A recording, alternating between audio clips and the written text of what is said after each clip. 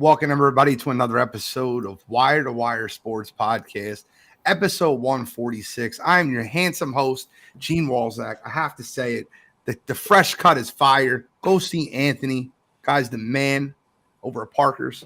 But I'm your handsome host, the NFL genius, Gene Walzak. And in my upper left corner, I got Kent State's own, Cleveland's own. It's college. Cottrell. Hey, it's about that time, too. I'm excited. What finally get to get into it. What do you mean when you say it's about that time, Cottrell? What do you mean? We get to, about 3 minutes, everybody's going to know. Okay. Well, in the upper right corner, I got Scholastic Shally, Uncle Shally, Mr. Bill Shallcross. Cottrell's not wrong. It's that time of year. It's that time of year, fellas. Favorite time of year. Is it time of the year to have your coach suspended for the first 4 games? What? Shots fired. Against community colleges and yeah. Well, listen, the NCAA wanted to punish him, but they don't want to really knock him out of the college football playoffs. So they gave him, Little Sisters of the Poor. Michigan never loads up their non-conference schedule. They play Little Sisters of the Prairie, and they don't care. Because you know what? I ain't gonna lie to you, it's pretty smart, like looking back at it. If you're Michigan and you don't lose a game, and the only game you lose is Ohio State, or you don't lose to Ohio State, you're making the college football playoff. So you don't really need to load up the beginning of your schedule. You can just beat up on Prairie State University, and it's going to be the norm for everybody soon. I mean, you've already seen some other teams back out of stuff they had scheduled down the road, with the SEC adding, Texas and Oklahoma, Big Ten adding UCLA and USC. I mean, stuff that's on a lot of the stuff that's already on the slate will probably stay, but you're not going to see these big programs add anything crazy down the line once all these super conferences become a reality, because it's just not worth it. You're not going to be able to afford, to have 2 or 3 losses, even with the college football, expanding. It's still going to be tough. Well, Ohio State is not following that trend. Just signed a home and home against Georgia, I think 4 or 5 years down the road. So bring the smoke. I mean, 4 or 5 years down the road, Georgia might not be Georgia anymore, though. I mean, it's still the same. It's still the program. At least they're signing regular football teams. But Chris says Little Sisters of the Prairie has an excellent long snapper. So, all right. So we got a lot to get into tonight. We're going to talk about NCAA college football. We're going to do our conference breakdown. We do one each week until the start of college football season. Tonight is the ACC. We talk about the Clemsons, the Florida States, the Pitt. We got a bunch of schools to talk about tonight. But I have a feeling, just a small one, a smidgen of a feeling, that we might have the same 2 teams in the conference championship. Are you going against the grain, Cottrell? I am. You are out of your mind. It's okay. We'll talk about that. But we got a lot to get into. We also have NFL. Saquon Barkley signed a ridiculous, dumb contract with the Giants. He basically got an extra $1 million if he goes for 1,300 yards. But then they can franchise him again next year. What a terrible idea. We'll talk about that. We'll talk about NFL, the HOGS. We got the lineman list this week. I guarantee you that our lists are ridiculously different this week. I didn't see them. Cottrell will tell you later, but I know our lists are different. I left off 2 of the greatest offensive linemen in the game. They're not even on my list. If you're a first-team All-Pro, you don't make my top 10. I don't care. We'll talk about it. We also got some UFC 291, one of the best fights we watched in the last 5 years. Justin Gaethje, Dustin Poirier. We're going to watch the second version of that. I can't wait to see that. There's also a couple other good fights on that card. Alex Pereira stepping up. We'll see if he can do it at 205, what he did at 185. Talk about that. And then we're going to get a little Earl Spence versus Terrence Crawford conversation. Can't wait to talk about that. A little boxing talk. We don't get much boxing talk on Wire to Wire. That's how you know it's a big one. No, not enough marquee fights anymore. You're right. But let's get into it. We got ACC talk. We got American Coastal Conference champions, ACC football. Cottrell, since you're such a outlier. I would love to have you start. Tell us who your final two teams are, but don't give me your champion. All right, so I'm gonna go somewhat against the grain here. Last year, you guys know how high I was on NC State because the quarterback play. Obviously, their biggest game of the year. They didn't get it done against Clemson, and so that ultimately derailed them. I'm kind of going back to the similar well here. I'm going to go with North Carolina being one of the teams to represent the ACC for this for their conference championship. Drake May being the best quarterback in that conference, I think is going to hold a lot of weight. And without getting too far into it, there are a lot of teams who lost a lot across the conference. So I actually really think that the ACC is wide open this year. And I think you could somehow find a way have one, maybe even two losses in the ACC. I think they are going to be that down and still find a way to make it to the ACC championship. And then the team on the other side, I'm all in on all the hype that everybody has. Give me Florida State at being their opponent in that game. Jordan Travis, obviously, being back with that team, and they're returning a whole bunch of guys back to that program. So I absolutely think Florida State takes that jump again this year. And, towards the end of the year, I think Florida State might be one of those teams in the top 10 that we're talking about. If they're a one-loss team and they won their conference championship game, are they going to be that last team to make the college football playoff? Don't foreshadow your winner. I don't want to hear that. I asked you to give me the final two. Said if. Bro. I said don't if. Foreshadow. If. Damn it. Shally, tell me that you have some sense of sanity here, and we're not going with some bump in the road with a good quarterback and no other positional talent. Well, I will foreshadow you here to this aspect that I do think if I had to pick a third team to be my dark horse for the ACC, I do agree with Cottrell. I think it's very wide open this year. It would be North Carolina, but I do not think they are going to be one of the teams to meet in the ACC championship game at the end of the season. So my first team, I'm going to go with the team Cottrell just got done talking about, Florida State Seminoles. This is easily going to be Mike, Coach Norville's best team to date. He's had a couple recruiting classes in now, a couple key transfers from the transfers portal. They're going to be led by, returning quarterback Jordan Travis and Trey Benson at the running back position. They have two really good wide receivers out wide, and Ken Coleman and Johnny Wilson. They debatably have the best offense in the ACC. Defense is what's going to make or break their season. They're going to be anchored by all SEC defensive end Jared Versay. But they got to get experience, and they got to grow up real quick behind him. They weren't great against the run last year. They were okay against the pass. They're going to be very young in the secondary. They have to grow up fast. They don't have a ton of time to really break them in. They're going to start their season against LSU. You're going to find out what Florida State is real quick. But like I said, this is Mike Norville's best team. You have a lot of people in Tallahassee, a lot of people nationally talking about this team can make a college football playoff run. I think they have to run a gauntlet to get there. I don't know how likely that is to, I think they'd probably have to go undefeated or be a one-loss team to get there coming out of the ACC because it's a little top heavy. It's not the deepest conference. Like I said, they're going to open against LSU in Orlando. It'll kind of be a home game for them, but LSU is another team that a lot of people think can make the college football playoff. Schedule's not great. They have to go to Clemson. They have Miami at home. And they finished the year at Florida, which could be a horrible trap game the week before the ACC championship game. So if they can get there undefeated, this is going to be a very tested team, and they will be for real. But that is one of the teams I have in the championship game. Not going with Cottrell though. I'm going to go back to the team that's usually favored to win the ACC, and they have been for the last decade. I'm going to go with Clemson. Like I said, I think it's the first time in a long time that Dabo's team has not been the consensus pick to win the ACC. I think he'll play on that a little bit. The key to this whole thing is returning quarterback Cade Klubnik.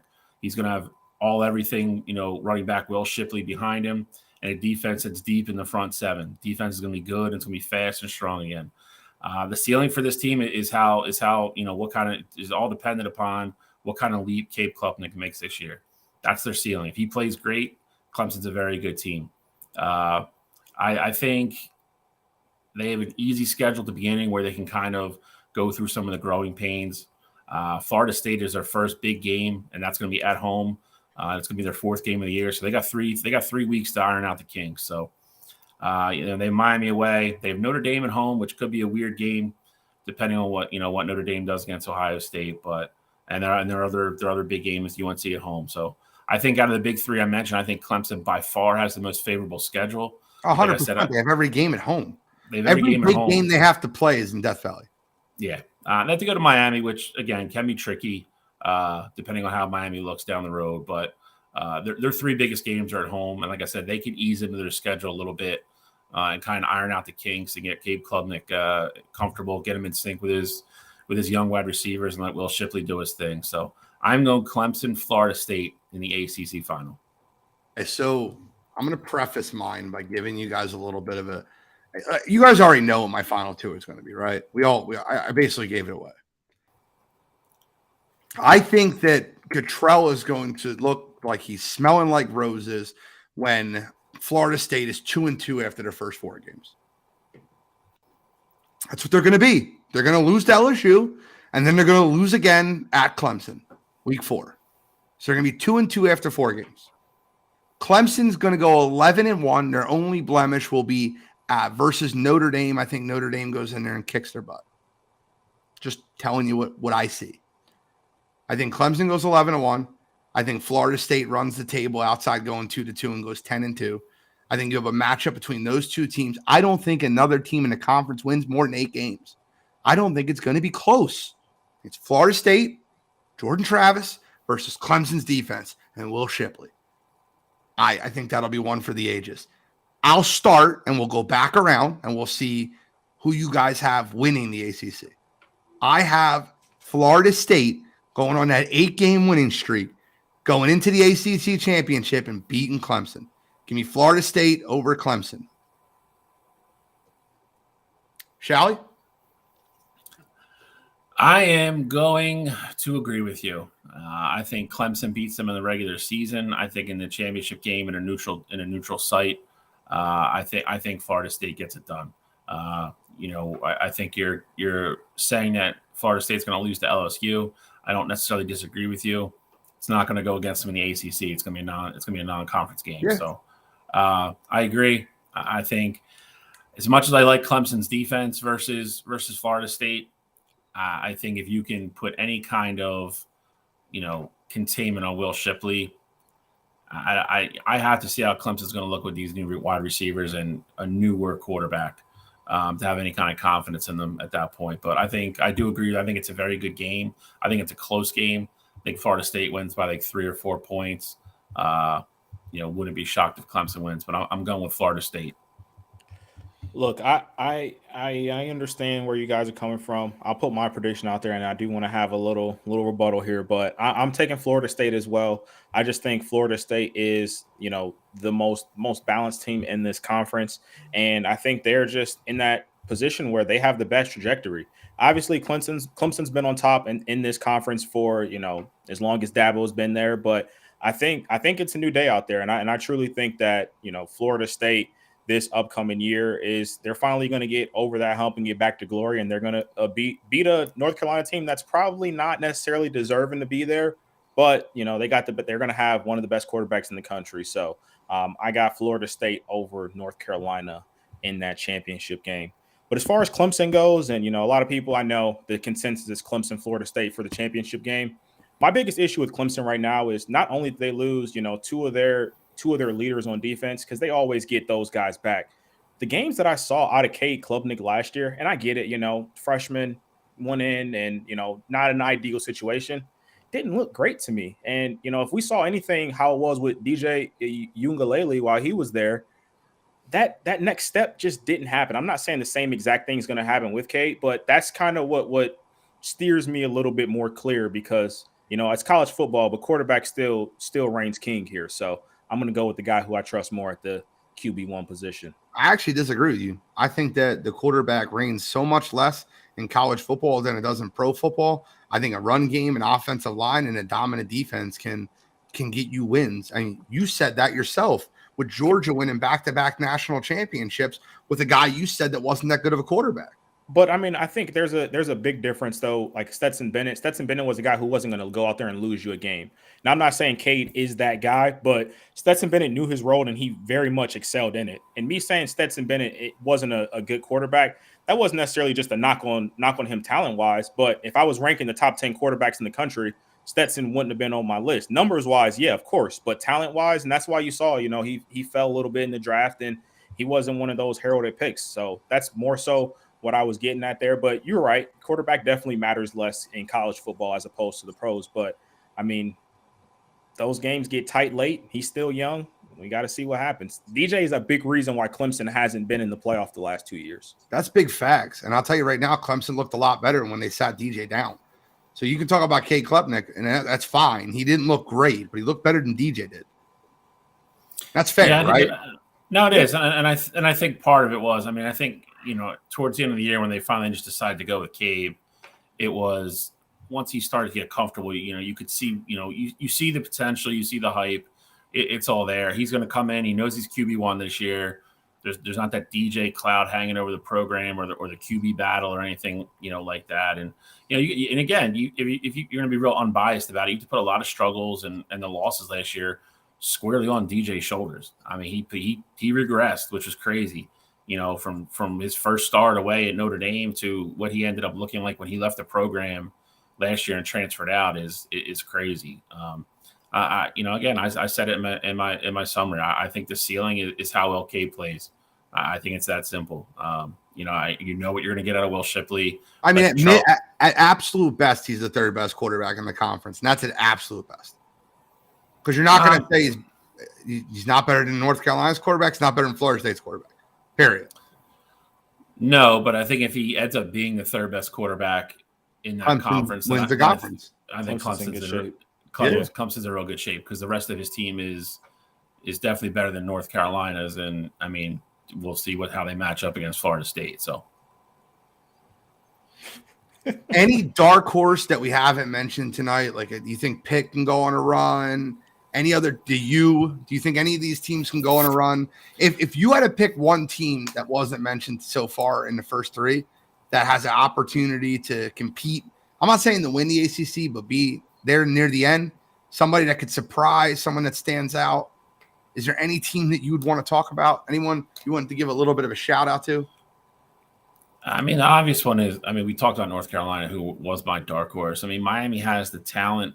I just don't know if Mario Cristobal is going to get them all to put it together at one time. They're very inconsistent, and I think that's one thing they have to fix. You saw them play in the middle of the year, and they looked great, and then they came down the stretch, and they can't remember who it was, but they were on their home field, and they got maybe it was Duke, and Duke just absolutely embarrassed them on their home field to end the season. NC State will probably beat somebody they shouldn't during the course of the year. They always do. They lost a lot though. I don't know. I think Pitt lost too much. I don't like where Pitt is. I think we all nailed at the beginning. I think it's a very 2.5 horse race, and I think there's a big drop, and I think it's a very down year for the ACC. Question, and you guys know a little bit more about this than I do. Is the ACC the first conference that went away from the winners in each conference play against each other? Because they went against it. I know I read that where the top two teams, no matter what conference they're in, play for the ACC title. Yeah, they don't have divisions anymore. Well, they have divisions still. They don't have the. It doesn't matter towards. Correct. They have Atlantic and Coastal, but what you're saying is it doesn't matter anymore. Correct. No, that last year was the first year where it didn't matter. Got it. Now, for me, in terms of like a sleeper pick, who I think could potentially just come out of nowhere, would be Louisville. Obviously, they lost Malik Cunningham last year, but if you look at ratings, they had the number one class in terms of the transfer portal going to Louisville. So I think if they can get a bunch of guys to just buy in, not necessarily just go out there and just dominate every game, but if they can get those guys to buy in, they have a new coaching regime there as well. Jeff Brome, I think, is the guy who took over the reins there. So if he can get those transfer portal guys who have been starters at other, Division I programs, he gets those guys to buy in. I think that they have a chance to be, somewhat special this upcoming year and just surprise a lot of teams with the amount of games they won, especially losing a caliber quarterback like Malik Cunningham. Well, I got an interesting non-conference schedule. They take 2 easy wins, but then they play Indiana. They play Indiana in Indianapolis. They're going to play Boston College. They play at NC State. They play Notre Dame. They play at Pitt, Duke, Virginia Tech. But on their schedule, they basically skip over Clemson and they slip over Florida State. So they could have a very good record consider if they beat a couple teams that are middle of the road. So that's a really good pick from you at Louisville because they don't have to play the elite of the elite in the ACC. So they could sneak in there. They just have to beat a couple teams that are middle of the road, right? Indiana's what, like the 5th best team in the Big Ten, 6th? You have to beat a couple middle of the road teams. What was that, Charlie? You don't think they're 5th or 6th? You think they're higher, lower? They're lower. Indiana's not going to be good this year. Okay. So, like, if Indiana's not going to be good this year, then we're talking about a team that has really 1 or 2 big games on their schedule. Like, they're going to lose to Notre Dame, right? We can agree Louisville's not going to beat Notre Dame. Yeah. They got to play at NC State, big game. We're not going to lie there. The other questionable thing, though, with Notre Dame has a tough schedule. So, like, if they can catch them on, like, a down game or, kind of one of those trap games where, it's sandwiched in between somewhere, not saying they necessarily win it, but if they can keep that game close or just catch them on a bad day, like, I mean, who knows what can happen there? We saw Notre Dame last year lose to Marshall. So, I mean, it's possible that they can catch Notre Dame too. Obviously, you don't predict that, but, I mean, that's a game that you've seen it happen just recently as last year. Okay. Any other ACC stuff before we move into the NFL? Got a huge slate today, guys. All right, let's move into the NFL. Saquon Barkley signed a contract that basically paid him $1 million if he runs for 1,300 yards above the franchise tag.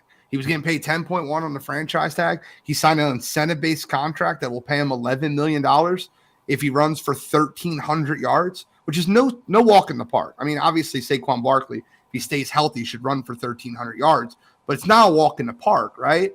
And what he did by that was he basically put himself in a position to be able to be franchised again next year. I would have made sure I put that in my contract to say, hey, listen, if I sign this 1-year contract for $11 million, I want it in there that you guys can't franchise me next year. He didn't do that.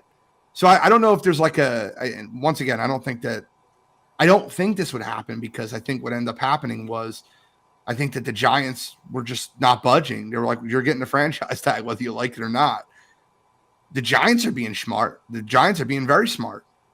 Saquon Barkley? I don't know. These guys the running backs just had a Zoom call recently, and they talked about, running back pay. Saquon Barkley got off that Zoom call, and I guess he felt like, I'm not getting more than $11 million and signed that contract. What are your thoughts on the Saquon Barkley contract signing? I think for me, the one thing, because on the surface, it just seems dumb. I mean, I don't know, just keep it blunt. Like, it just seems dumb. So I'm almost wondering if on that call they had some sort of meeting, that they have a plan in place where next year and next offseason, something's going to be different. And that's why he didn't want to sign a longer deal or keep holding out, waiting for something better. You couldn't sign a longer deal. You cannot. Once you sign, I know the date passed. Yeah, correct. Right. But I'm just saying, like, I feel like there's something behind the scenes that these running backs have been working on, and some sort of language in there, because it makes no sense not to include that as a clause. Because I mean, that seems as easy as possible. Like, you get a guy off the street that's played football and understand how franchise tag works. You think it'd be pretty common knowledge to say, I want to put a clause in here that I can't be tagged again next year. You just saw Aaron Rodgers re-sign a deal, and he put all types of language in that contract, no trade clause, no franchise tag, things like that. So it's pretty easy for, these agents to work out things like that. So I feel like there has to be something behind the scenes, because on the surface, this move makes absolutely no sense. Because if I'm Saquon, I was thinking that in this situation, I get it. The running backs haven't been paid how they should, recently, which is, regardless of how you stand on it, it is what it is. I think if Saquon would have sat out, let's say the first 3-4 games of the season, and the Giants are, 0-3, maybe, 1-3, something like that, I think Saquon's in a position like, hey, give me my money, put that no franchise tag on it, and we're going to work out something because I'm valuable to this team. But that wasn't the case, and time wasn't an issue, so I don't know why he signed the deal. I'm confused by it on the surface. I felt like he held all the cards before before you go. I felt like Saquon held all the cards in New York. The contract and the conversations were around the Giants not paying Saquon. He had all the win. The fans were behind him in New York. They wanted him to be paid. The Giants were looking like they were not smelling great in this situation. You look at, they just signed that huge contract to Daniel Jones. They need Saquon on the field. They need him. If he's not on the field, they're paying Daniel Jones $45 million to go 4-13. Yep. Like, let's call a spade a spade. Shall, your thoughts on this? When Saquon appeared to hold all the cards, he signed a contract that I felt like, and if you're going to sign a 1-year contract, why not sign him for $15 million? So, yep, something crazy. Yeah, see, that's the part of it that I didn't understand. If you want to get back on the field, with your teammates and be out there to win and try to help the team be successful this year, which he said he wanted to do, which I believe. I mean, I don't think Saquon is the type of guy that deep down in his heart really wanted to hold out. I do slightly disagree with him holding on the cards. I think the Giants had way more leverage than he would like to lead on, and that's part of the reason why they didn't budge, because they didn't have to. If he doesn't sign the franchise and sits out all year, they don't pay him, and we just go back through this again next year. He doesn't get credit for the year. So it would just became a mess. Would they have sucked this year? Yeah, probably. And I do agree they would have caught hell, if the Giants sit there and go 4-13 and, you pay Daniel Jones, but you won't pay the best player on your team. That gets ugly from a media perspective. But, in regards to holding the cards and, who had leverage and who had this, I think it was a lot closer than people want to lead on. I'm shocked at the franchise tag being in the language as well. That's mind-boggling to me. Like, you had the power to completely avoid this next year and either be, hey, either you're going to pay me next year or I'm an unrestricted free agent and I go somewhere where somebody's going to pay me. To be able to give the Giants the power to do this again next year is nuts. Well, Chris said this right here. He said maybe there's a gentleman's agreement that they won't tag him next season. The reason I completely disagree with that is, why wouldn't they just put that in the language of the contract then? Facts. Just take it out. Gentleman's agreement is nothing more than that. It's like, hey, I'll take care of you. There's nothing legally binding there. There's nothing, anything. I mean, Giants are going to do what's best for them. So if they come up against it next year and they can't agree on a deal, they're just going to tag them again. And we're going to go through this whole damn thing again. I thought it was a lot of posturing from Saquon. I agree at the end of the day. I think he did what he had to do to get on the field and play with his teammates. I think it does look a little bit like a sellout after, you're on TV and you're talking tough and, you organize this meeting with all the other running backs. And then, like you said, he gets off the Zoom call and he signs the deal. Well, he was on it. He was one of the main focal points of it. But, and then you get off that call and, 3 hours later, you're signing a deal at midnight with your agent that leaves kind of pretty much anybody, with any kind of NFL sense kind of scratching their head. This comments perfectly. Nick Chubb said it perfectly. We're the only position where production actually hurts us. And all you have to do is look back at DeMarco Murray. I'm not trying to be smart when I say this. DeMarco Murray got ran into the ground by the Dallas Cowboys. He still signed a decent contract with Philadelphia, but 2 years into that contract, it was completely voided, and it was a bunch of dead money. He only got paid his guaranteed money. When running backs are used so hard and so frequently, you're basically running them into a wall. You got 400 touches for a running back. Derrick Henry, we talked about that last year, right? We said 399, and we're like, 400 is that magical number. And then what did Derrick Henry do this last year? Looked terrible. I'm not like, he was hurt half the year. Guys, when you look at these situations with these running backs, Dalvin Cook still not signed. Steven Chambers just brought that up in the chat. When you look at this situation come the running back position, I thought they needed solidarity. I thought Josh Jacobs, Austin Eckler, Saquon Barkley, all those guys don't report to camp and make these guys feel it when you're not there. But apparently, he was like a picket crosser. He crossed the line. They're on strike, and he crossed the line. I mean, of those guys that you just mentioned, though, I think the only one where holding out, I don't think would have necessarily benefited him would have been Josh Jacobs. I mean, they were terrible with him in the lineup last year. So if he's out of the lineup this year, I don't think they would have been much worse. I mean, they still didn't make the playoffs last year. And, I just don't know how much sitting out would have necessarily benefited him for doing that. But I 100% agree with you. Austin Eckler is in this situation now. where he is very valuable to that Chargers team. And yes, the Chargers still have a ton of talent around them. And they just paid their guy Herbert, which I'm sure we're going to get into here shortly. But I mean, these are playoff teams that have these phenomenal running backs that have been putting up production year in and year out. I 100% would have sat out and just seen what came from it. Because if nothing else, you're getting that rest and still getting time to work and not playing these preseason games and things like that. So I was very surprised that they haven't just sat out. Dylan, you make a lot of really good points. This is one thing I won't agree with, right? He said Zeke, Kareem Hunt, Dalvin Cook, all are literally unemployed right now. Regardless of what they made, they currently don't have a way to provide for their families. That's crazy. I completely disagree with you. These guys have made millions and millions of dollars. They can sign for $5 million. They can sign for $7 million. Dalvin Cook's not on a team because he wants $10 million. I'm not trying to be rude when I say this. And Zeke still has coming off a big deal. Yeah. Don't act like they can't provide for their family, like they can't fill their car tanks. Yeah, come on. Like, I don't want to hear the TO thing, but it's. But again, I think you look at that list and you look at those names, and kind of like he said, like how about his Chubb said his numbers hurt, like the numbers hurt the position.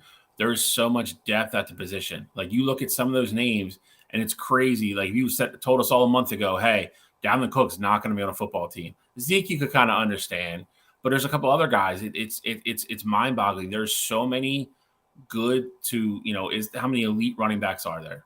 There's a handful, but then there's a ton of good ones. I actually think that it actually hurts them, Shally. I think that hurts them. I think it does. That's exactly what I'm saying. I think there's so many good ones. It hurts these guys that, like you said, if Dalvin Cook's willing to pay for $5 million, somebody will probably sign him tomorrow. But if they got a guy that they think is decent, that's making 2.5, and they don't want to spend 10, they're not going to sign Dalvin Cook, and they're going to take their chances. And and I don't think there's any. I mean, I'm going off the top of my head, but I don't. Maybe Buffalo, but other than them, I don't think there's any high end Super Bowl contenders that aren't content with where they are at the running back position. I mean, you look what Kansas City did last year. Clyde Edwards-Helaire couldn't even get on the damn field. They just went with Pacheco down the stretch and through the playoffs and the Super Bowl. I mean, and that's a dude they traded up to get in the first round. Yeah, there's just so many good ones.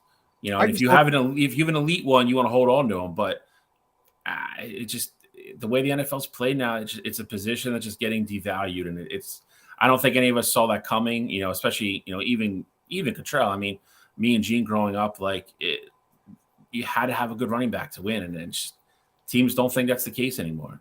I think the other thing too is that you have these running backs, and you have teams like in the draft that they can get running backs in the third, fourth round. Like you saw what Seattle just had production wise with Kenneth Walker, and they're not paying him anything, and so they're going to run him into the ground. They're going to just work him for 4 or 5 years, and then they're going to go through the system and do it again. And they drafted another dude with Zach Charbonnet. Exactly. Exactly. That's what they're going to do. That's what teams are doing now. It's there's just too many. There's just so many bad contracts, right? And there's so many terrible contracts to go around. Todd Gurley, Ezekiel Elliott, Le'Veon Bell, all those contracts. Even Christian McCaffrey's contract he signed with Carolina. Yeah, Christian McCaffrey is a great running back. He signed a contract with Carolina. Right? He didn't sign it with San Francisco.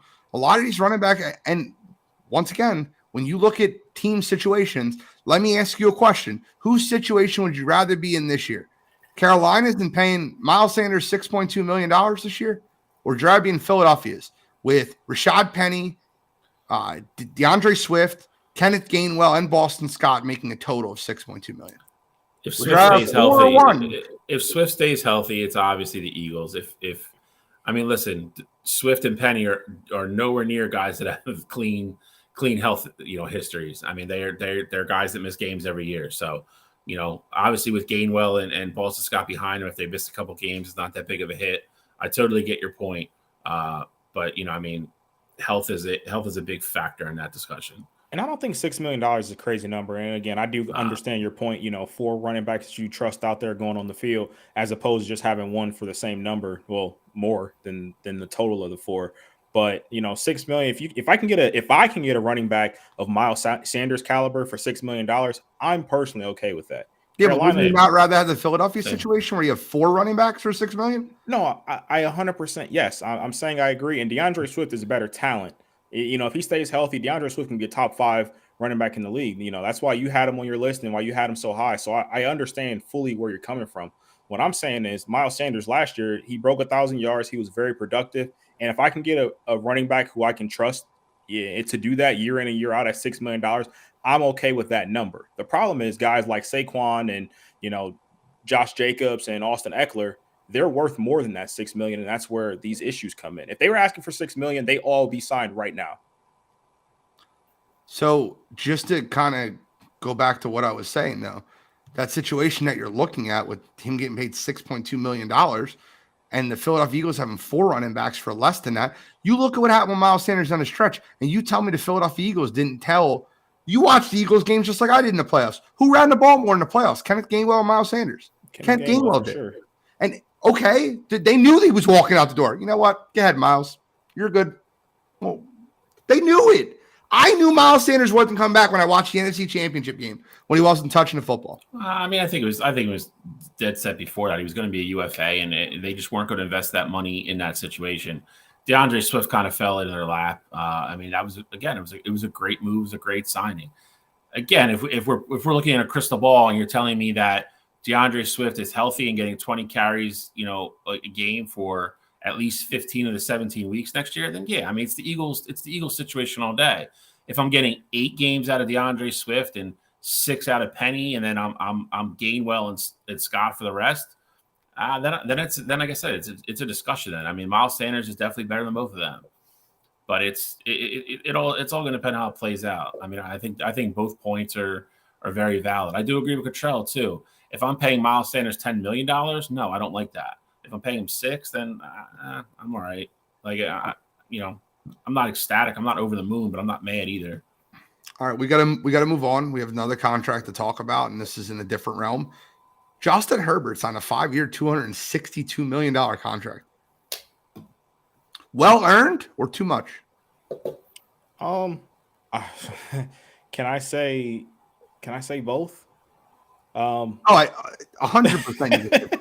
Because well earned. He's a 25-year-old quarterback that has been to the playoffs already, has a cannon of an arm, and a guy who we all thought had the potential to be an MVP last season before the season started. So you can't just let guys like that walk out the building. Does he deserve to be one of the highest paid quarterbacks in the league? The highest paid quarterback. Yeah, exactly. The highest paid quarterback in the league. No, he hasn't shown that yet. He's 1 game above 500 for his career. He was a part of a team that blew a 20-plus point lead to the Jaguars in the playoffs last year. So no, he shouldn't be regarded in that aspect. But because of how the market is the market. I've said it before. I'll say it again now. That's just the way players get paid now. You can't just gyp them because, just because. The market is going to be what the market is, and that's the going rate for quarterbacks now. Now Joe Burrow is going to go out there and reset it, and then we're going to have another domino effect where the next guy comes along and resets it after that. Justin Herbert has not won a playoff game.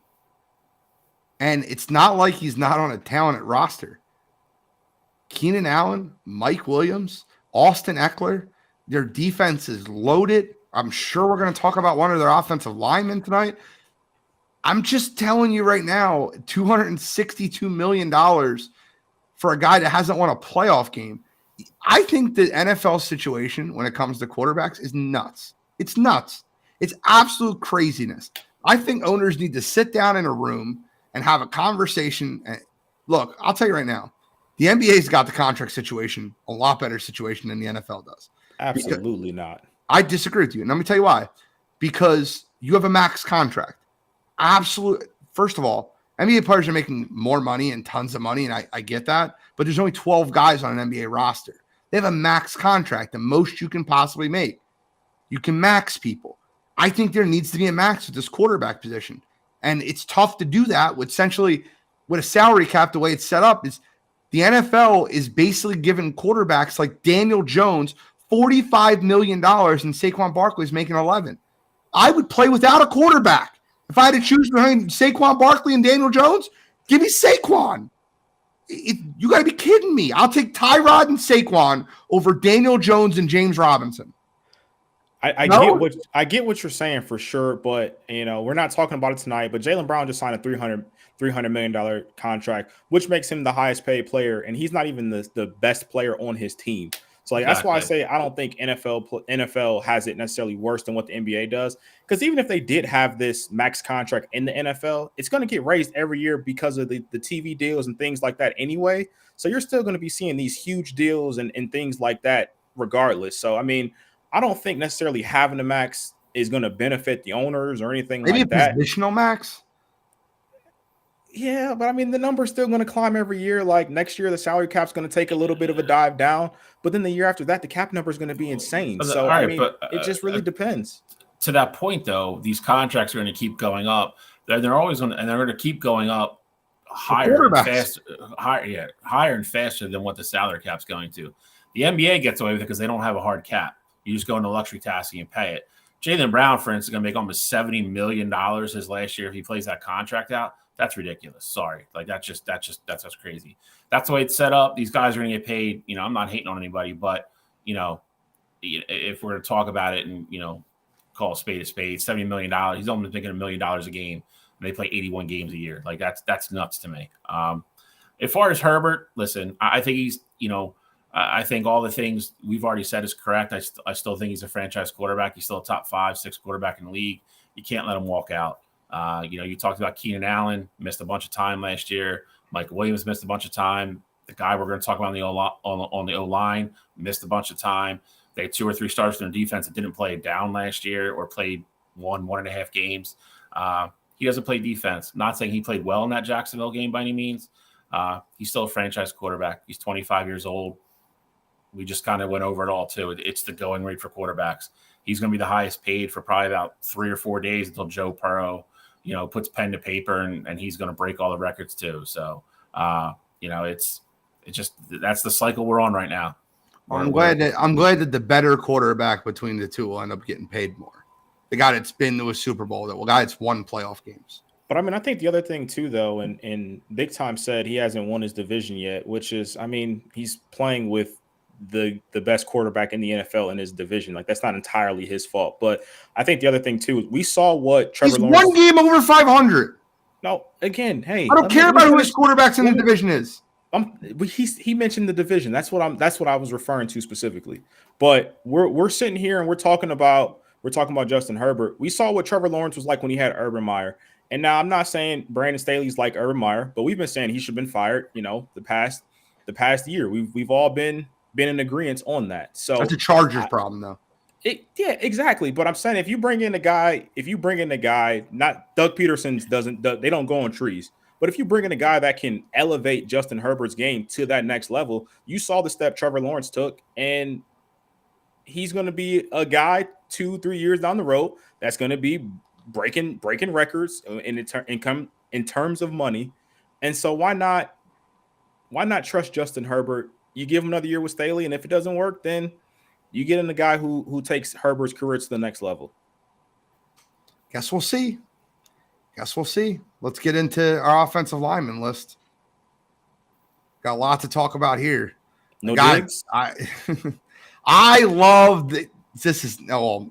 Look at Homer Simpson. I love it.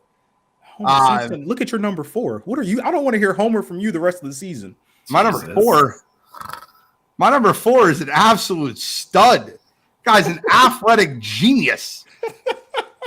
I don't know how he's not on Shalley's list. Because Shalley was objective. No. I can't wait to talk about these lists. This is fun.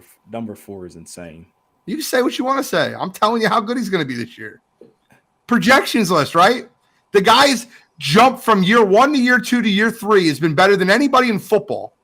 All I'm saying is, if anybody has been the homer for these lists, we've seen Nakobe Dean on these lists, we've seen James Bradbury on the list, and now we see James Bradbury deserves to be on the list. Hey, your words last year were, "I don't have any number 2 corners on my list."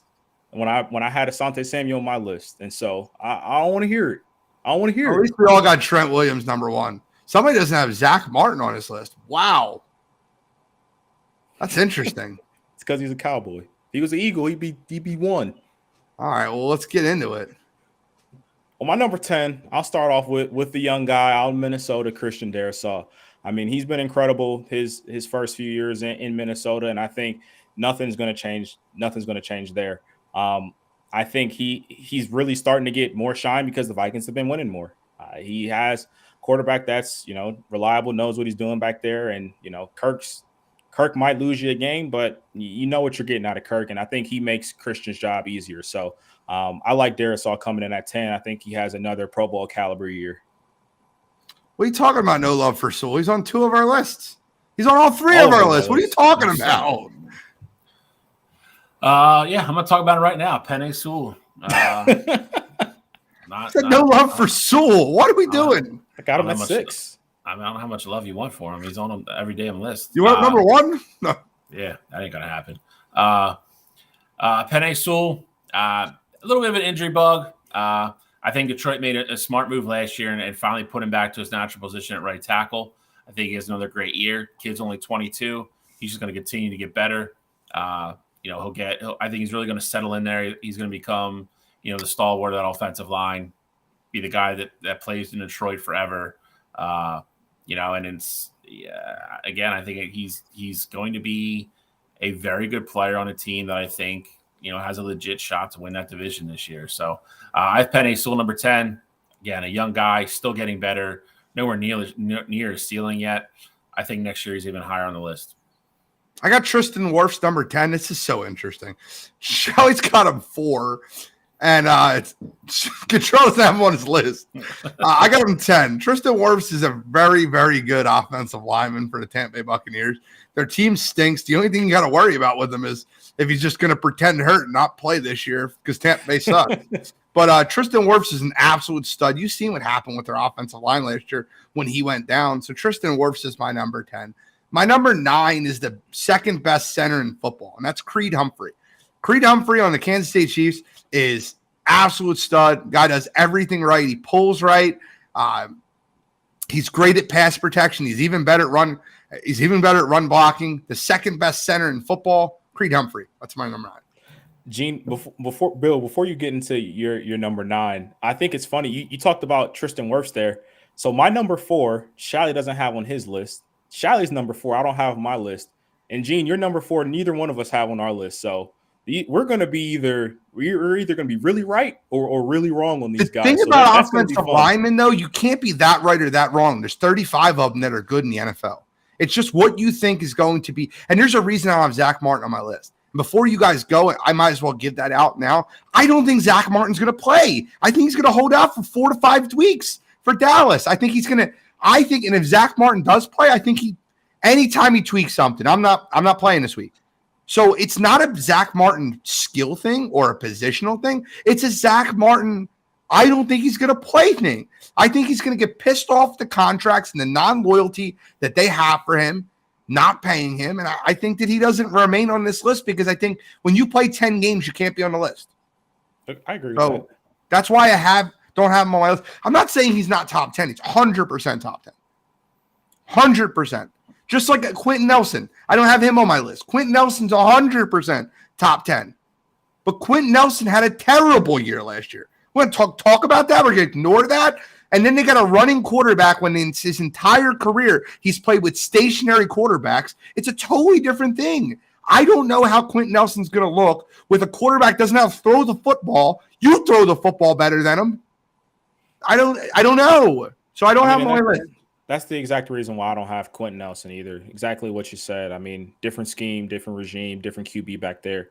I just think, and with him having as bad of a year as he did last year, I just don't know where he's going to be at. But I just wanted to get that out before we kept going because I thought it was funny. It's the fun debate list. Like, guys, this is one of those lists. I don't care if we go like round the table or snake draft. It doesn't matter. Right? There's great linemen all over this list. You guys can crap on me having Jordan Mailata 4. I promise I'll get into why I have him there. But it's okay because there's 30 good offensive linemen in football. 30 of them. Go ahead, Charlie. So for number 9, I got the guy we were just kind of vaguely talking about a couple minutes ago, Rashawn Slater from the Los Angeles Chargers. Missed 14 games this year with torn biceps. He's going to settle back in left tackle. Another kid, kind of just like Penei Sewell, continue to get better. Nowhere near his ceiling yet.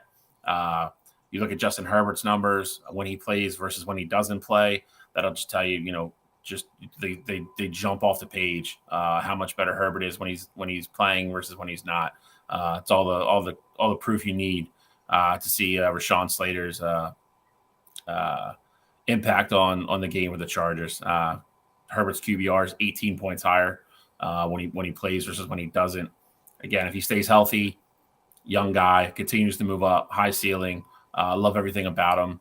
I just think some of the guys ahead of him are just or more cemented in what they do and have done it longer. That's all. And I love Rashawn Slater too. Rashawn Slater probably would have been my number 11. I completely agree with you, Sally. Number 9 for me though, Joe Bitonio, guard, Cleveland, first team All-Pro last year. He was one of the best guards in football. If it wasn't for Zach Martin, he would have been the best guard in football last year. And he's been consistent. I mean, pretty much every year of his career, he's either a Pro Bowler or an All-Pro. So he has a good O-line around him in Cleveland. Obviously, there's going to be more stability this year at the quarterback position as well. So I see no reason why Joe Bitonio would take a step back this upcoming year. Now, my number 8 is Jason Kelce of the Philadelphia Eagles. Jason Kelce, second best center in football at this point. I think this will be the first year that changes. Jason Kelce is absolutely phenomenal. There's nothing bad I could say about him. Honestly, if Jason Kelce was a left tackle, he'd probably be, number 2 on my list. He's just that special. But being at the center position, just value that a little bit less than where I value tackles. But Jason Kelce, I think he has another, first team, second team, all pro caliber year this upcoming year before he hangs it up completely. So I like Kelce coming in at 8. So I'm gonna correct something for you, Cottrell. I know you said it by accident, but I just want to fix it for you. Jason Kelce is the number 1 center in football. He's the only center. Still is. Has been. Only center I have on my list. He's great. He's the anchor of that Philadelphia Eagles offensive line, which is the best in the league. Don't come at me with any other crap. They are the best, top to bottom. He is everything to this team. He's their heart, their soul. The dude's aged like a fine wine. He can actually sing a little bit. He's got decent pipes. If you don't like him, he doesn't give a fuck. He's everything. I love the man. The man is the first ballot Hall of Famer. He is one of the best 4 or 5 centers to ever play the game of football. He's that good. He's a national treasure for all Philadelphia Eagles fans. I will be emotionally distraught when he finally hangs it up, which I hope is after this year because I hope the Eagles win the Super Bowl. But he will ride off into the sunset that way, and I just think he's great. I think he's the best center in football. There's no center I'm taking before him. And he's got a great podcast. He does. I just need to show this little comment here. Appreciate you, Tom Gallo. Let me guess. He's an Eagles fan. I don't know. We don't know. Tom Gallo could be a Giants fan. You never know. Number 8 for me is Jason Kelce, the best center in football. No doubt about it. Best puller in football. There's nobody better at getting out on the edge and run pulling. You watch what he did versus San Francisco 49ers. He put on a clinic versus the best defense in football. He came around the edge on play after play after play. They figured out something to put a crack in that D'Amico Ryans defense, and Jason Kelce was running over linebackers, running over Fred Warner like he wasn't even there. Jason Kelce is my number 8, the best center in football. Now, I do value tackles more than I value guards and centers. As you can tell by my list, the next 6 are all tackles, starting with starting with Penei Sewell at number 7. Penei Sewell, I wanted to put higher on this list, right? Maybe I would have been called a hater. Earlier today, Cottrell told me it was blasphemous that I had Andrew Thomas 6. I don't have him on his list. Penei Sewell, my number 7. He plays great football. The guy, and iron sharpens iron, right? He goes against Aiden Hutchinson in practice every single day. You want to talk about 2 of the best D-end versus offensive tackle battles that you're going to see in training camp and in practice. Penei Sewell and Aiden Hutchinson. Detroit Lions are going to be good. Penei Sewell is a great reason why they've been proved. Jared Goff looks like a better quarterback because he has a tackle he can trust, and that's Penei Sewell, my number 7. Number 7 for me, I got Joel Bitonio from the Cleveland Browns, Cottrell's favorite. Listen, guy is in a weird way. He's kind of from the same mold as Jason Kelsey, which I kind of like about him. He's a gamer. He's a tough guy. He's athletic enough, believe it or not, to play probably any position on the offensive line. If they settle in to keep him at guard and continue to play him there his whole career, he's probably on a Hall of Fame path. Another guy that's athletic, can pull real well. Leads the charge. They run behind him a lot with Nick Chubb, and you see the numbers that Nick Chubb puts up every single year. He's a big reason why. I do value tackles more than guards and centers. The only reason he's probably as low as this. This dude's good enough to play tackle, but I have number 7 on my list. Just a solid football player. Number 7 for me is going to be the best center in football this upcoming season, and that's Creed Humphrey of the Kansas City Chiefs. I think we're finally going to see a changing of the guard at this position. Creed Humphrey has been phenomenal in Kansas City. Obviously, Patrick Mahomes makes his job pretty easy there. But Creed is a phenomenal talent out of Oklahoma. I mean, coming in to the league, everybody saw the talent there, and I think he went to the perfect position there in Kansas City. I expect Creed to be the first-team All-Pro center this upcoming year, and, I think he's got a great career ahead of him. And so I like the young guy at number 7. Now, my number 6 is a guy, these two have both talked about already, and that's Penei Sewell. Sewell is a guy who I was super high on coming into the league. I thought he could be the same caliber player as like an Orlando Pace, no doubt about it.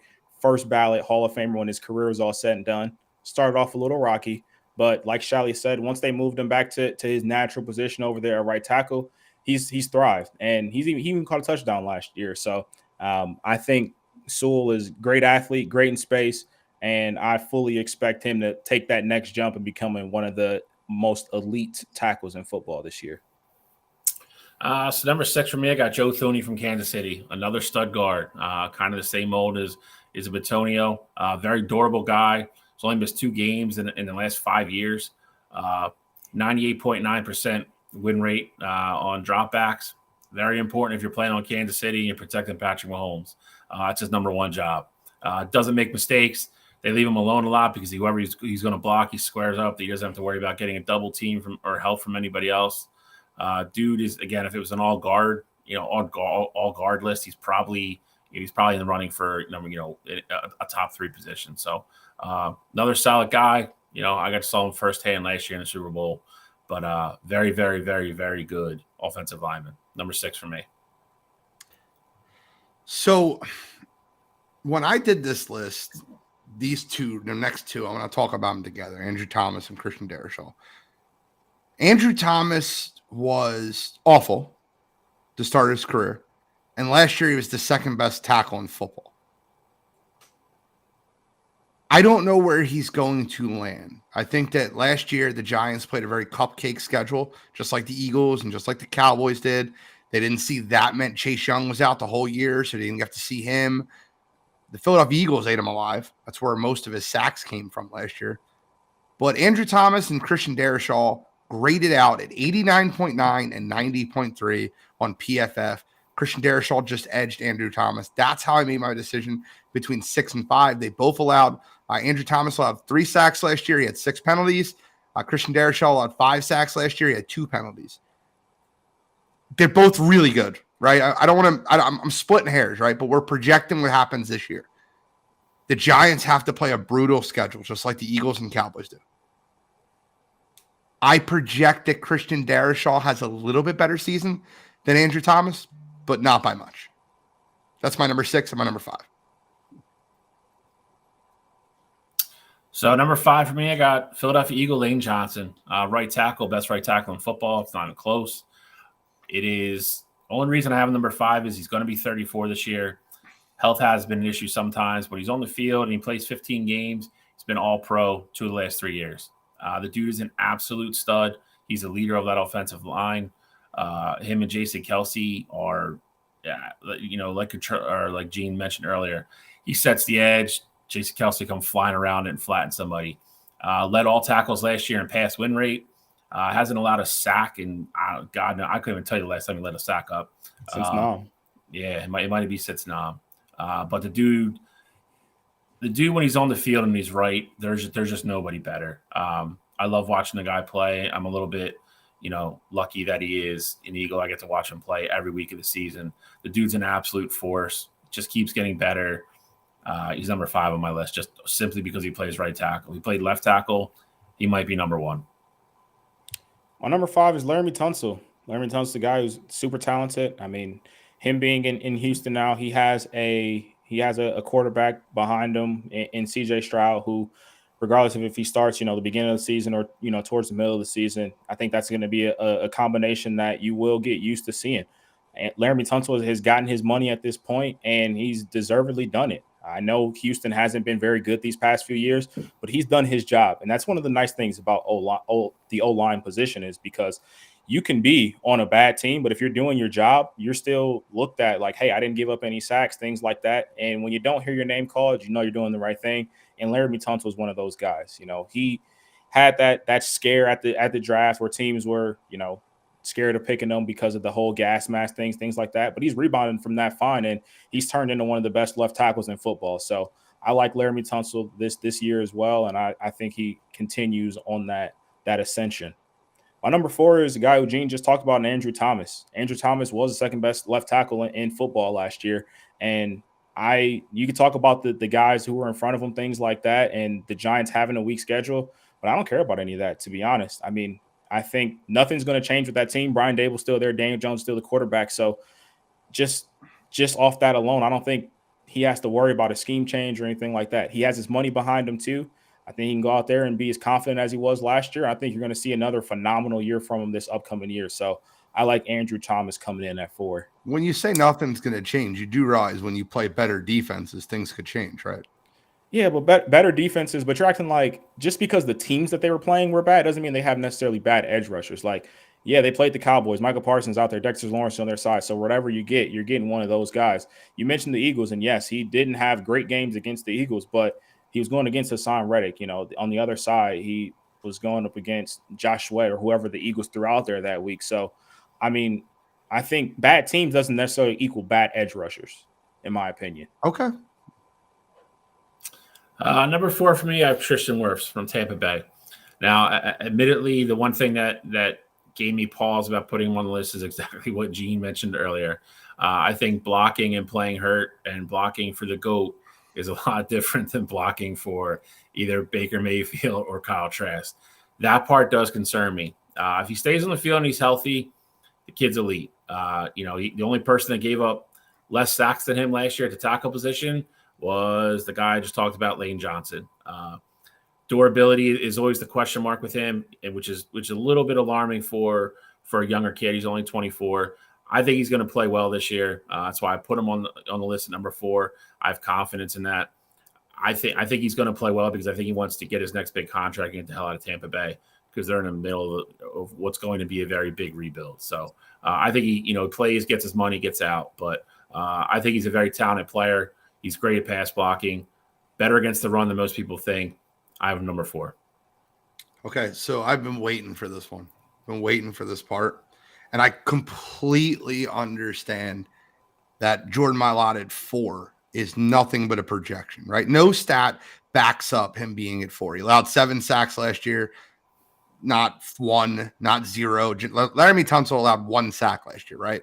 That's why he's my number 3. 1 sack the entire year playing on a terrible Houston Texans team. Jordan Mailata is strictly a projection. Where he was from being undrafted to not making the team to being, a backup left tackle for a few years to being the starter to being a Pro Bowler to now, in my opinion, being the second or third best left tackle in football this year. Where that comes from? Athletics. The guy has gotten better every year. He reminds me so much of Jason Peters. The guy can move around the outside. And last year, listen, Nick Bosa had some comments about Jordan Mailata, and Jordan Mailata's fiance let Nick Bosa hear about it and see about it all over the next week. He goes, well, my big slow husband just pancaked you and put you on the ground. Jordan Mailata has taken huge steps up year after year after year. I cannot wait until this next year when he takes another step up and becomes – I feel like this guy's going to be the next Jason Peters. I feel like he's going to be an elite left tackle in football for the next 8 to 10 years. And I feel like this is his coming out party.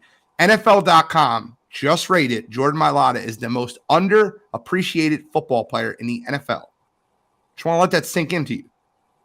Underappreciated football player in the NFL, Jordan Mailata. Laramie Tunsil's my number 3. The reason he's my number 3, he allowed 1 sack for Houston. They were terrible.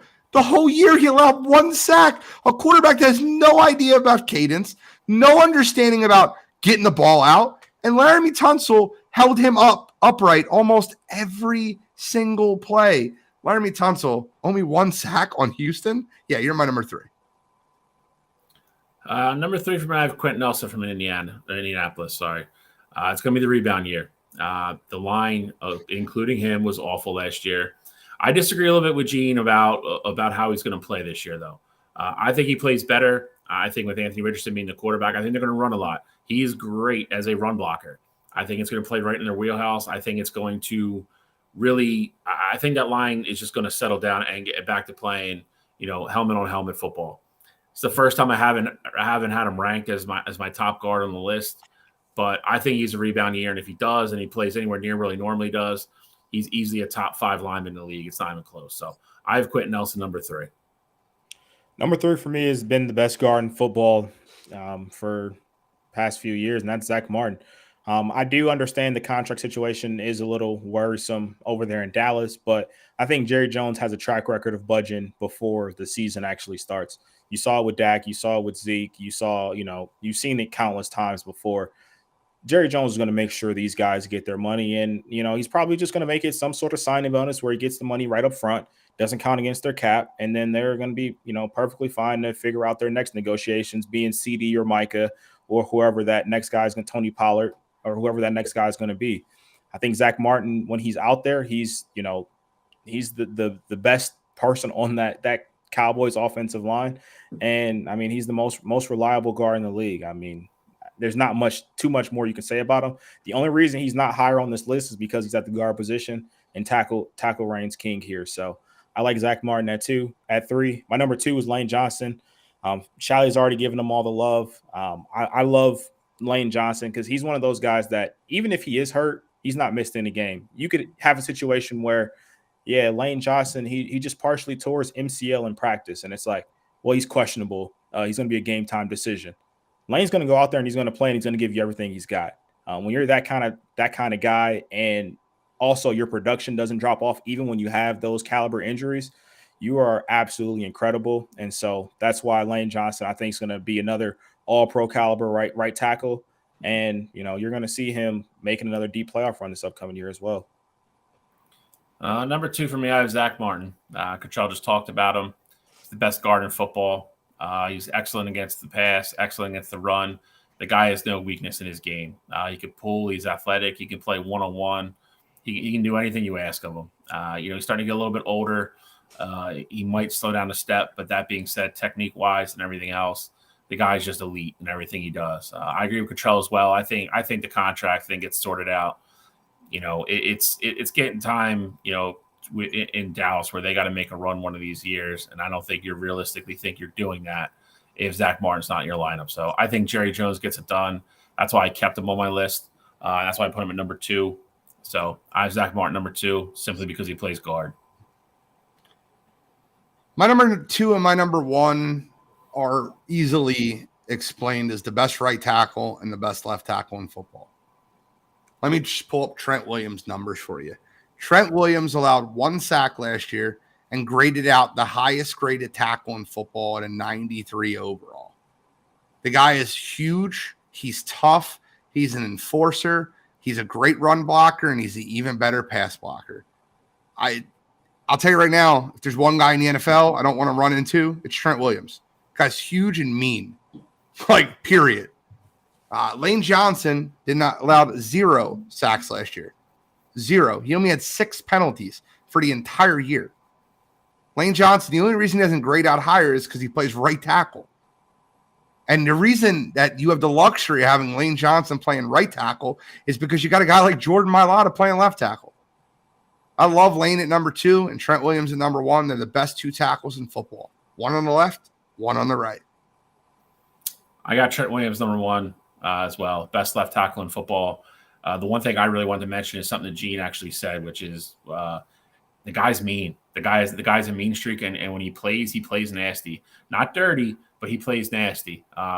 Not a guy you want to meet in a dark alley. Not a guy you want to line up against, across from 70 times in a football game, because he's going to beat you. He's not going to let up on you. If he can keep pancaking you, he's going to keep pancaking you.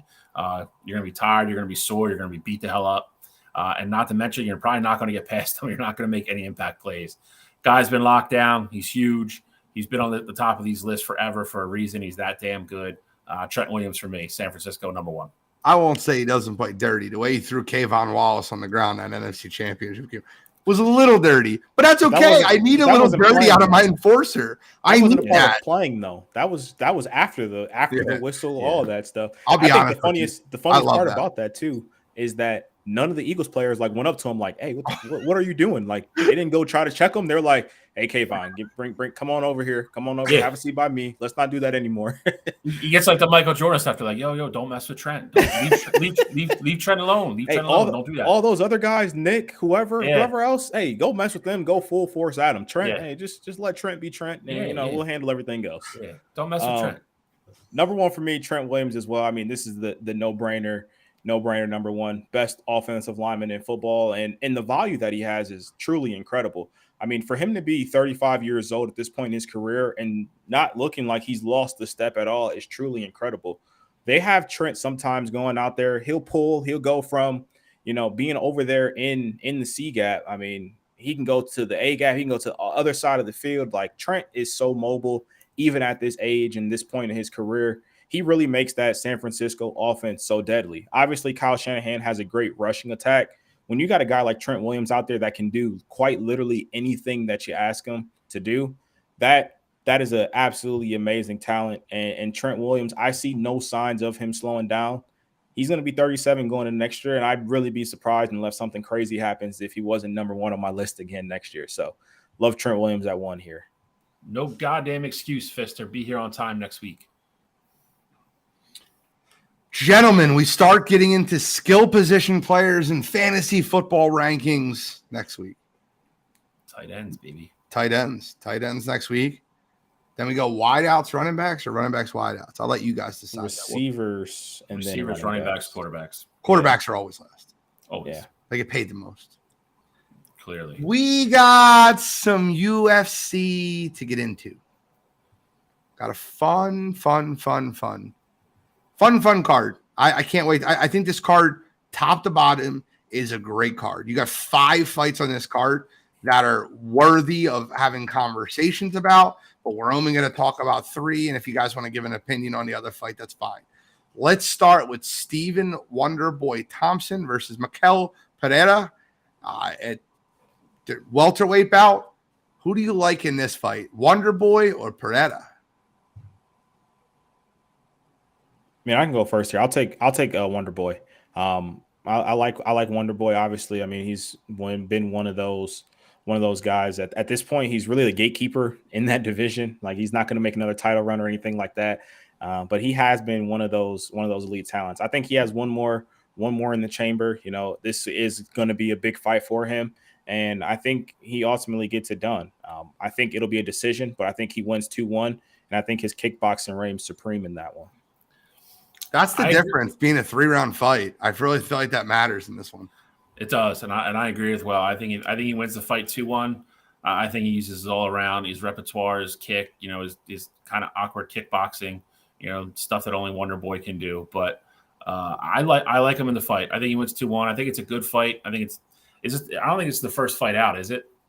No. So the first 2 fights we didn't talk about.